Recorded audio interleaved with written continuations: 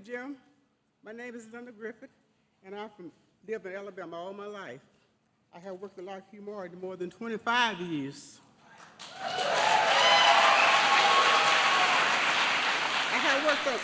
have worked on several programs, including Javelin, where I have touched every single one of the 50,000 Javelin missiles that had been built in Troy. 50,000! 50,000!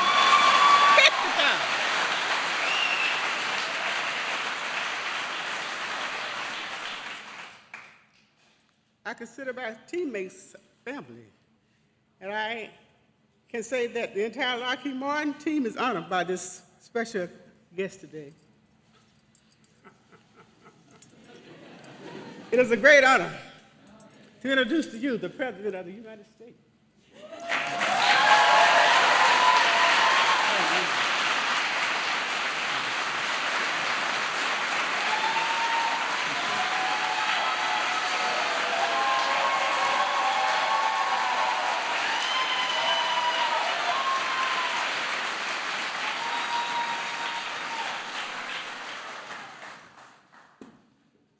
I tell you what, Linda, if I were CEO of this company, I'd be worried. Well, good afternoon, everybody, and thank you, Jim, for the invitation to be here today, and Linda for the warm welcome today. And Congressman Sewell, Woman Sewell, thank you for all you do for the people of the state and the country and for your friendship, our friendship. I wanted to come down to Alabama to make sure that the American people know what work is this for. And by the way, you have a seat, please take it. By the way, sometimes the press is always fair with me, but every once in a while I make a mistake, not like once a speech, but at any rate, years ago when I started talking to this, for this job, I said, please take your seats. There weren't any seats, everyone was standing, there were no chairs. So I just want to make sure I check whether you had seats. Look, the American people know what work at this facility you're doing and support Ukraine's fight for freedom. And the bottom line is I came to say thank you, thank you, thank you. That's the reason I'm here. I've been in those battlefields where these missiles are fired, and I spent a lot of time going in and out of Iraq and Afghanistan, maybe a total of 40 times, and I tell you what, I've been in Ukraine a lot prior to the war and on the border since the war, and it's amazing what you've done. We see on the news every single day the atrocities and the war crimes that are being committed by Russian forces in Ukraine, directed by Vladimir Putin, and it really is gut-wrenching. We see the incredible bravery of the Ukrainian fighters defending their country with everything they have. And by the way, it's not just their warriors. It's not just their military. It's people in the street. People in the street staying behind. A lot have gotten out, 5 million, but a lot are staying, including women as well as men, staying to fight for their country. And we know that the United States is leading our allies and partners around the world to make sure the courageous Ukrainians who are fighting for the future of their nation have the weapons and the capacity and ammunition and equipment to defend themselves against Putin's brutal war. A lot of war crimes being committed. But what we don't always see, is the work that makes so much of this possible. And that's you. It's not hyperbole, it's you. You make it possible. You make it possible for them to have a shot. You know, during World War II, the United States was known as the arsenal of democracy. There was Rosie the Riveter, who I actually got to meet, quite frankly, before she passed away, and a lot of people who, in fact, kept it going. I was a slight digression. I went over for the 50th anniversary of the end of World War II, and I was in Normandy, and I went up afterwards with to the cemetery, and I was walking by myself, and it's incredible. It's immaculate. It's perfectly manicured, and the headstones are all the same. I looked down one row, and I saw 3 names, same names, father and two sons who had died in the landing. And I was bent down, and I was reading the dates of their births. And all of a sudden, I heard behind me a tinge, "Hup!" And I turned around, and there was a gentleman who had to be in his early 80s in a wheelchair, being wheeled by his son, who was a big guy, looked like Hoss Cartwright, and his wife, and one other, and a daughter. And he saluted me, so I saluted him, and at the time, and I turned and I said, "Thank you for what you did. Thank you for literally saving civilization." And he put his hand on his wife's hand was on his shoulder, and he said, "No, she did it. She did it." I looked at him and said, "She built the landing craft that got us in here. She and her friends, they're the ones that did it." And he went on, and he filled up, and all of a sudden it dawned on me, you're doing it. You really are doing it. You're making a gigantic difference for these poor sons of guns who are under such enormous, enormous pressure and firepower.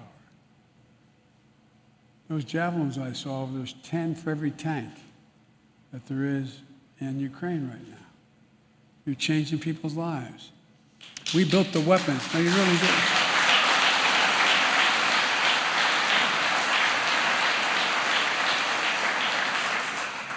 But we built the weapons and the equipment that helped defend freedom and sovereignty in Europe years ago.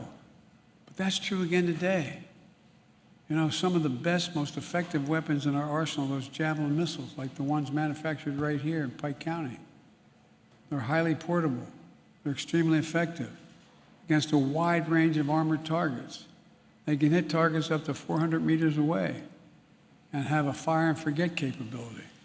That means a person firing can, I know you know it, but it's for anybody who maybe listen, can change positions or take cover before that javelin even strikes home or strikes the target. In fact, they've been so important, there's even a story about Ukrainian parents naming their children, not a joke, their newborn child, Javelin or Javelina, not a joke.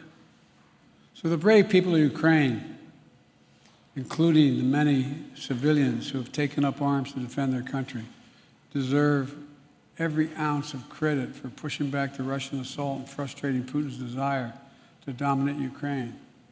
We're at an inflection point in history, for real. It comes along about every 6 or 8 generations, where things are changing so rapidly that we have to be in control. Folks, there's an ongoing battle in the world between autocracy and democracy. Xi Jinping, the leader of China, who I've talked with, I've spent more time with than any other world leader has. Over 78 hours either in person or on the telephone with him. And the fact of the matter is, he's just as straightforward about it. He says that democracies cannot be sustained in the 21st century. Not a joke.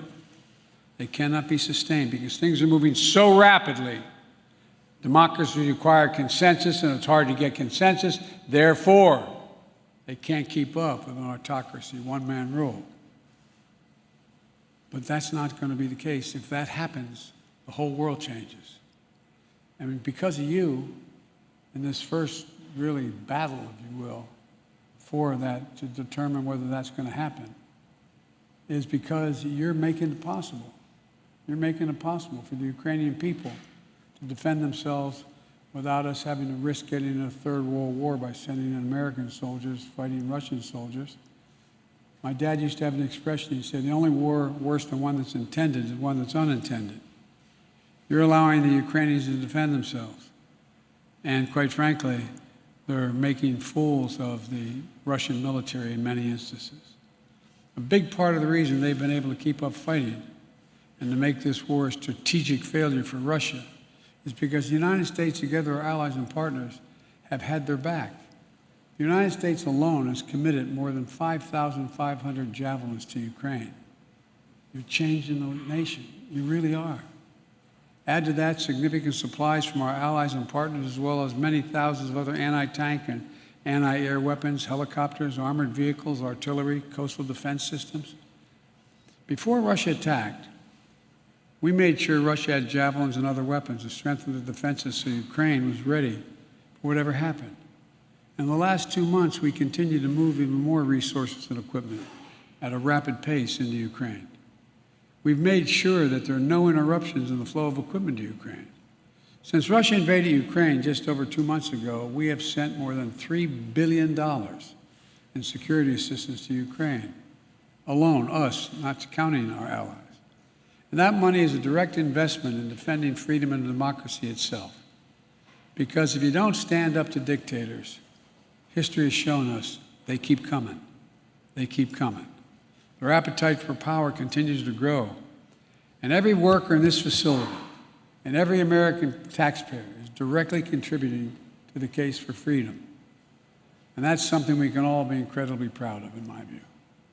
Last week, I sent Congress, if you excuse the point of personal privilege, talking like an old senator, but sent a supplemental budget, a fancy way of saying we need more money, to make sure the United States can continue to send weapons directly to the front lines of freedom in Ukraine, and to continue to provide economic and humanitarian assistance to help the Ukrainian people.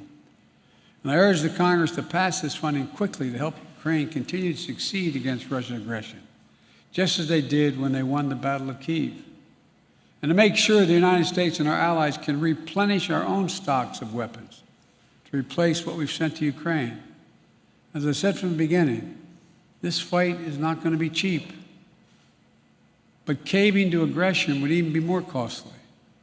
We either back the Ukrainian people as they defend their country, or we stand by as Russia continues its atrocities and aggression. I know what the answer is, and I think you all do too. I'll bet I know what the answer to this plan is. There's something else here to be understood. Being the arsenal of democracy also means good-paying jobs for American workers. In Alabama and the states all across America where defense equipment is manufactured and assembled, 265 people here at this plant are directly employed working on the Javelin program. All told, Lockheed Martin has brought nearly 3,000 jobs to Alabama. The armed forces of the United States of America is going to continue to be the best armed, most capable fighting force in the history of the world. In order to do that, we have to make sure our vital defense supplies are getting the inputs and supplies they need to produce and protect and provide the full capacity. I learned on the tour today that each of the Javelins you produce includes more than 200 semiconductors. I've been a broken record, as the press will tell you, on our need to be able to produce more semiconductors in the United States. We invented the sucker, going to the moon. We, the United States, we're the one that modernized it. We've done more than anybody else. But guess what? We stopped investing in ourselves. We stopped investing in ourselves. And so now we're back in the game, making sure that we become the primary producer of those semiconductors. Computer chips that power much of our modern lives. On our phones, our cars, almost anything that has an on-off switch. And the semiconductor is critical to defense production capacity, as you all know better than I do. That's why we're making it as hard as we can for Russia to get hold of these semiconductors and advanced technologies that it could use to upgrade its military during this conflict. And why we're taking steps to make it easier to source what we need here in the United States during the global semiconductor shortage. And there's just one more reason why Congress has to act quickly to provide the emergency funding of the so-called CHIPS Act by passing a broader bipartisan innovation act so we can produce tens of millions of these chips. There's something we have to focus on, and it's something I've focused on from my earliest days of our administration. I'm determined to make sure the United States holds its technological high ground in competition with other nations, especially China, as we move forward.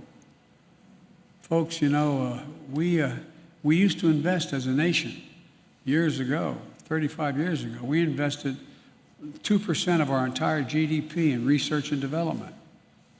We do half of that now. We do half of that. We used to be number 1 in the world. Now we're number 13 in the world. My administration, we're changing that. The United States used to own the innovation field. In fact, it was the Department of Research program that established DARPA for the first development of an anti-tank missile with advanced infrared guidance systems that culminate in today's Javelin. The Bipartisan Innovation Act is going to help reverse decades-long decline in federal research and development investment. And it should create and support entire families and expand U.S. manufacturing and strengthen our national security. Where in God's name is it written that the United States can no longer be a leading manufacturer in the world? We've created, just in the last 17 months, 465,000 permanent manufacturing jobs in America. We have the best workers, the most competent employees, the best science in the world. And by funding the CHIPS Act, we're going to ensure that semiconductors, the power of the economy, and our national security are made here in America again. Today, all of the world's most advanced chips are made overseas. But the events of the past few years have proven beyond a doubt that America's security should never be held hostage to events overseas. Not a pandemic, not a war, not the politics of ambition or other countries. Fundamentally, this is a national security issue. This is one of the reasons why the Chinese Communist Party is lobbying folks to oppose this bill. And it's an issue that unites Democrats and Republicans. So let's get it done. Let's get it done. In her introduction, Linda said she personally touched every single solitary Javelin, 50,000 that had been manufactured in this plant 20 years ago. I was worried to shake your hand. I thought you might be electrocuted. But that's where they start, right here, with American skill, American craftsmanship, American patriotism. And just a few days ago, the Wall Street Journal quoted a young Hungarian fighter saying, and I quote, "Without the javelins, it would have been very hard to stop the enemy pushing ahead," end of quote. So these weapons touched by the hands, your hands, are in the hands of Ukrainian heroes, making a significant difference.